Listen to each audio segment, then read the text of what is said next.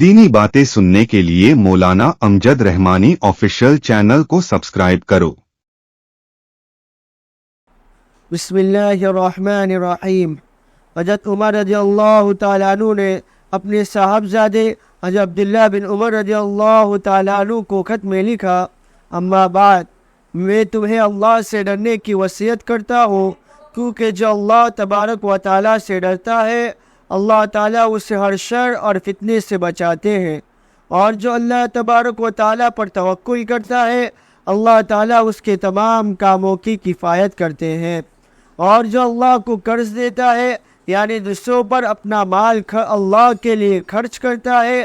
اللہ تعالیٰ اسے بہترین بدلہ عطا فرماتے ہیں، اور جو اللہ تبارک و تعالیٰ کا شکر ادا کرتا ہے اللہ اس کی نعمت بڑھاتے ہیں، اور تقوی ہر وقت تمہارا نصب العین، تمہارے اعمال کا سہارا، ستون اور تمہارے دل کی صفائی کرنے والا ہونا چاہیے۔